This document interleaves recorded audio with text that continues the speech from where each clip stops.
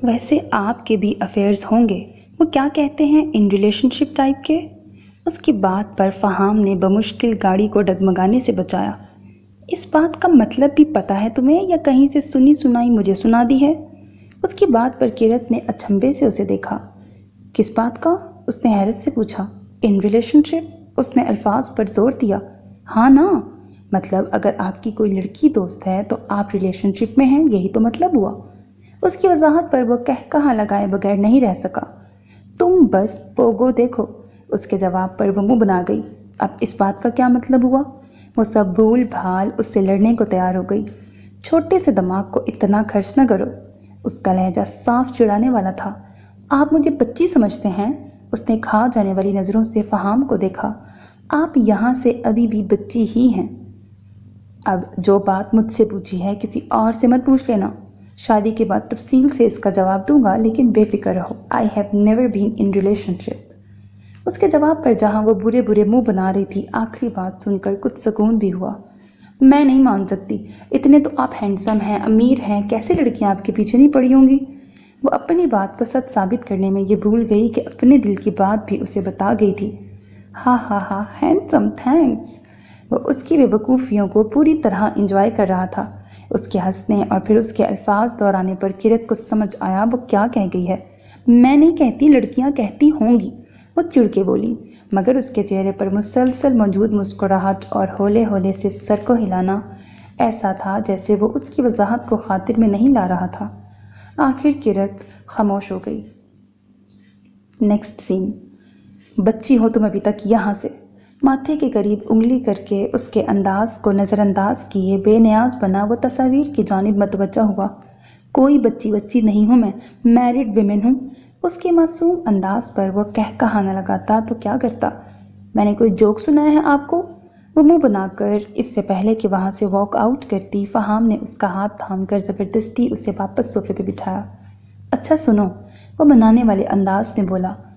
कोई ज़रूरत नहीं मुझसे बात करने की, हर वक्त कहते रहते हैं बच्ची हो बच्ची हो। वो रोहानसी लहजे में बोली। ओके ओके दादी अम्मा। उसके कंधों पर बायां बाजू फैलाते उसे नज़दीक किया। क्या कर रहे हैं? वो उसकी जसारतों पर घबरा उठी। अब बच्ची ना कहूँ तो क्या कहूँ? डियर, मियाँ बीवी में इससे भी ज़्यादा कुर्बत होती है। तुम इतने से में इतना घबरा जाती हो, अब बताओ मैं क्या करूँ? उसकी बात का जवाब वो क्या देती? ये तो सच था कि वो जो अक्सर अब उसके करीब आ जाता था, किरत का उसी में सांस खुश्क हो जाता था। आप अपने दोस्त का कुछ बता रहे थे। खुद पर से उसकी तवज्जो हटाई और बाकी सब कामों में मासूमियत का रिकॉर्ड तोड़ने वाली किरत ये काम बेहद चालाकी के साथ करती थी। Next scene. अब की बार वो इस बात पर आई जिसे सोच सोच कर सुबह से हलकान हो रही थी। देखें, मैंने इतनी पढ़ाई यूँ घर पे बैठने के लिए नहीं की, मुझे अपना करियर भी बनाना है। वो बड़े मुदब्बराना अंदाज में उस लम्हे बात कर रही थी। उसकी संजीदगी भी इतनी क्यूट थी कि फहाम बमुश्किल अपनी मुस्कुराहट छुपा गया। ओह अच्छा, फिर आपने इतनी पढ़ाई किस लिए की है? वो जानबूझकर लहजे में शरारत लिए इतनी को लंबा करके बोला। किरत ने खाने से हाथ रोककर अब की बार उसे आंखें सुकेड़ के देखा। ग्लासेस के पीछे छुपी ये खूबसूरत बड़ी बड़ी आंखें लम्हा भर को फहाम का ईमान डामाडोल कर गईं। आप मेरा मजाक उड़ा रहे हैं? नाक सुकेड़ कर उसने जैसे तस्दीक चाही। फहाम के चेहरे पर फैलने वाली बेसाख्ता मुस्कुराहट जिसे वह होंठों के किनारों पर रोकने की भरपूर कोशिश कर रहा था, मगर किरत को बखूबी नजर आ रही थी। नहीं यार, वैसे ही कह रहा हूँ। अब अगर तुम्हारी बात का जवाब नहीं दिया तो तुमने कहना है मेरी बात ही नहीं सुन रहे। किसी हाल में तो खुश हो जाओ। वो उसे पिछली किसी बात का हवाला दे रहा था। तो मुझे जॉब करनी है। अब देखिए ना, मेरी फ्रेंड्स अपना अपना करियर बना रही हैं और मैं ऐसे घर में बैठी हूँ। रुबाब आपा भी कह रही थी कि तुम्हारे अभी कौन से बच्चे हैं, काम वाम करो भाई। अभी वो अपनी दलील को सही साबित करने के लिए रुबाब की बात का बगैर सोचे समझे हवाला देते फहाम को अब की बार खुलकर मुस्कुराने पे मजबूर कर गई। तो वो कौन सा मुश्किल है, तुम्हारी मसरूफियत बढ़ा देते हैं। आंखों में मखसूस शरारत और चमक लिए उसे गहरी नज़रों से देख के बोला। जो अपने सामने रखी प्लेट की जानिब मतवज्जा थी, उसकी बात पर चौंक कर उसे देखा। वो कैसे? वो जल्दी से पुरजोश होते हुए बोली, बच्चे ले आते हैं, that's not a big deal. उसकी आवाज़ की गंभीरता पर गौर किए बिना वो सर पे हाथ मार के बोली, बच्चे कोई रास्ते में थोड़ी पड़े होते हैं जो ले आएं। अपनी तरफ से उसे बहुत पते की बात बताई। اس سے زیادہ اس کی بے وقوفیوں پر فہام کے لیے کنٹرول کرنا مشکل تھا۔ یکدم ہاتھ بڑھا کر اس کا دایاں بازو تھام کر اسے خود سے قریب کیا، اور بس یہیں کرت کی ساری بے نیازی ختم ہو گئی۔ تم اتنی ہی بے وقوف ہو یا بنتی ہو؟ اس کے سوال اور بوجھل لہجے پر وہ سٹپٹا گئی۔ بشرا باجی کچن میں ہی ہیں ابھی، کام کرنے والی ملازمہ کا بتاتے اس نے گویا اسے تنبیہ کی۔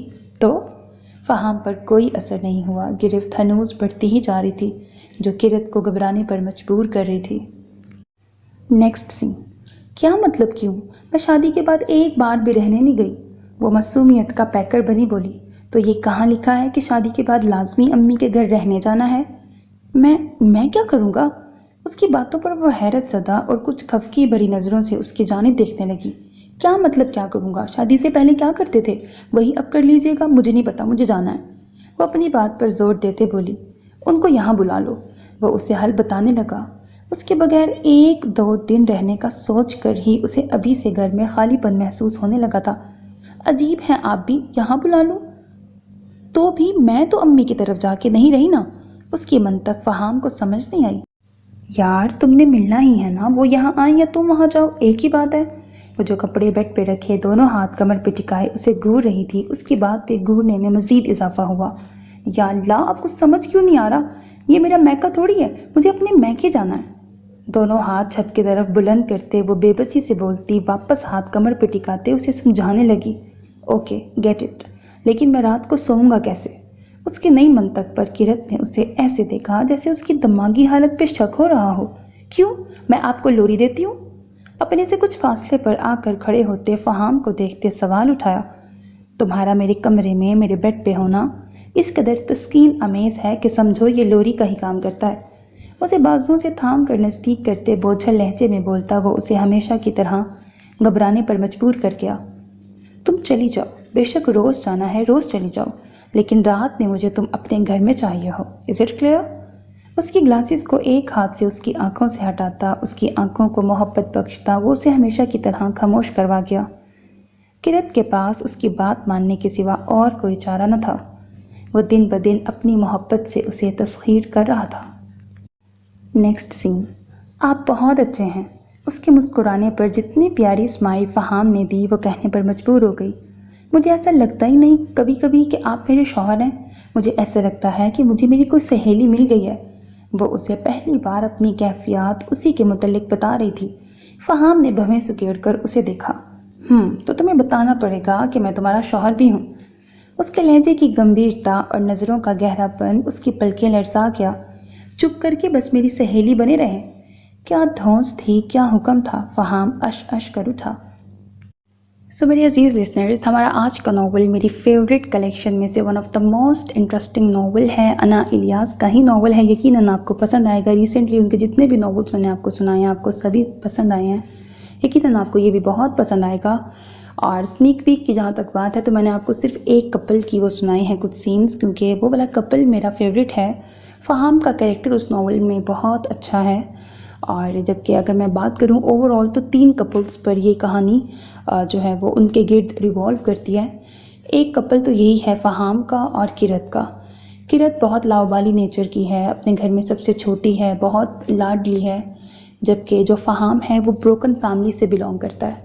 اس کے ماں باپ میں ڈیورس ہو چکی ہے، اور جتنی بری طرح ان کا رشتہ رہا اور کس طرح سے انہوں نے اپنے بچوں کو بھی ڈس اون کر دیا، کتنے ایک دوسرے پر الزام لگائے، شادی بہت عجیب سا ٹراما اس کے ذہن میں ہے، لیکن وہ چیز اب اپنی شادی میں نہیں لانا چاہتا۔ تو کتنا جینٹل مین کیریکٹر ہے فہام کا، وہ مجھے اس لیے پسند ہے۔ تو ایک تو یہ سٹوری ہو گئی کپل کی۔ دوسرا کپل یہ ہے کہ وہ ہے ابیا اور آئیدون کی کہانی۔ یونیورسٹی فیلوز ہیں اور وہ ون سائیڈڈ لو کرتی تھی، لیکن آئیدون کو پتہ لگ گیا تھا کہ وہ اس کو چیز کرتی تھی، اس کا پیچھا کرتی تھی۔ بعد میں آگے کس طرح انہی کی شادی ہوگی اور وہاں پر آئیدون اس سے بالکل مس انڈرسٹینڈنگ ہو چکی ہے اور کتنا باغی ہے اس سے۔ پھر بعد میں کیا ہوگا، وہ پلٹ کے اس کی طرف جاتا ہے لیکن وہ اس کی طرف نہیں جانا چاہ رہی ہوتی۔ تو اس طرح سے ان کی سٹوری بھی کافی انٹرسٹنگ موڑ پر چلتی رہے گی۔ جبکہ جو تیسرا کپل ہے وہ بھی ایک یونیک سٹوری ہے۔ اس میں زبین بہت کانفیڈنٹ لڑکی ہے، بہت مطلب انٹرسٹنگ سٹوری ہے، بہت کانفیڈنٹ لڑکی ہے، آگے مجھے الفاظ نہیں آ رہے تھے بیسکلی. اور جو ہیرو کا نام ہے، یاد کرنے تو پتہ نہیں کیا نام تھا، انیل، پتہ نہیں کیا نام تھا، ایسے کچھ تھا. ہاں، وہ جو ہیرو ہے وہ پولیو افیکٹڈ ہے، وہ اس کی نا ایک ٹانگ ٹھیک نہیں ہے، وہ ٹھیک سے چل نہیں سکتا. اور اس کو لائف میں ماضی دکھائیں گے کہ اس کو ایک لڑکی نے ڈچ کیا تھا، دھوکہ دیا تھا، جس کی وجہ سے اس کا لو پر سے ٹرسٹ بالکل ہٹ چکا ہے. اب زبین اس کے لائف میں آئی ہے. دونوں ایک ہی اکیڈمی میں ہوتے ہیں، اکیڈمی آنر ہے ہیرو، اور زبین جو ہے اسی کی اکیڈمی میں ایک امپلائی ہے. ان کا آگے کپل کس طرح چلتا ہے وہ بھی بہت مزے کی سٹوری ہے. ناول کی ہیپی اینڈنگ ہے. میں نے بہت کہانیاں ڈال دی ہیں، یقیناً آپ کو ناول بہت پسند آئے گا. میرے کہنے پہ ضرور سننا ہے. جہاں تک ایپیسوڈس کی بات ہے تو آن ایوریج 5 یا 6 ایپیسوڈس بنیں گے، تو آپ کہہ سکتے ہو میڈیم ٹو لانگ ناول ہے، شارٹ نہیں ہے، بے حد انٹرسٹنگ ہے. اپنا بہت خیال رکھیے گا نیک تمناؤں کے ساتھ. اللہ حافظ. And don't forget to subscribe to my channel because that's how you can encourage me and that's the only kind of support and encouragement which I want from all of you. اللہ حافظ.